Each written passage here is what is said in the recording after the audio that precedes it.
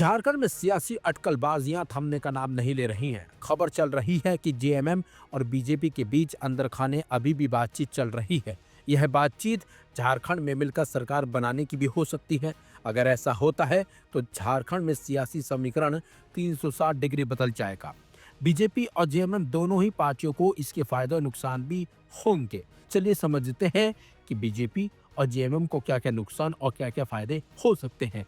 JMM को क्या फायदा और क्या नुकसान। चुनावों के दौरान किए गए बड़े बड़े वादे राज्य की जेब पर भारी पड़ रहे हैं। सीएम हेमंत सोरेन की सरकार के लिए मैया सम्मान योजना फायदेमंद तो साबित हुई, लेकिन अब इसके पैसों की व्यवस्था सरकार को भारी पड़ रही। राज्य में विकास के लिए जरूरी पैसों का इस्तेमाल मैया सम्मान जैसी योजनाओं में खर्च हो रही है। ऐसे में अगर हेमंत सोरेन बीजेपी के साथ हाथ मिलाते हैं तो उनको केंद्र से मिलने वाले फंड में बढ़ोतरी हो सकती है और आर्थिक बोझ तले दबे राज्य को राहत मिल सकती है। इसके अलावा केंद्र में भी हेमंत सोरेन कोई पद मांग सकते हैं। हालांकि बीजेपी के साथ जाना जेएमएम और हेमंत सोरेन के लिए सिर्फ फायदे का ही नहीं सौदा है, बल्कि उससे उन्हें काफी नुकसान भी हो सकते हैं। जैसे कि प्रदेश का मुस्लिम वोट और ईसाई वोट एक मुश्त जेएमएम और उसके गठबंधन को पड़ता है।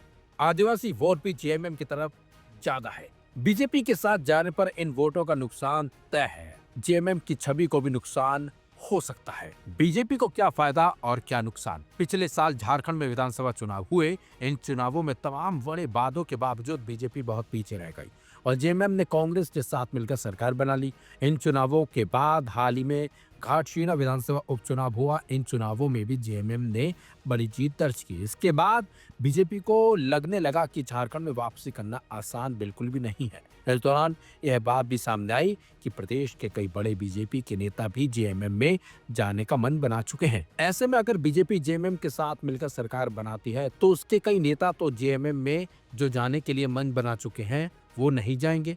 इसके साथ ही एक और राज्य में बीजेपी की सरकार बन सकती है। हालांकि जेएमएम के साथ जाना बीजेपी के लिए गले की हड्डी भी बन सकती है। जेएमएम के साथ जाने पर सवाल उठेगा कि कल तक जिसे आप भ्रष्टाचारी बता रहे थे, आज उसके साथ सरकार कैसे बना सकते हैं। हालांकि इस मामले पर अभी तक जेएमएम और ना ही बीजेपी की तरफ से कोई ऐसी प्रतिक्रिया आई है जो इस संकेत दे दे कि दोनों मिलकर सरकार बनाने झारखंड में जा रहे हैं। फिलहाल समय बताएगा कि झारखंड में क्या कुछ बड़ा होने वाला है।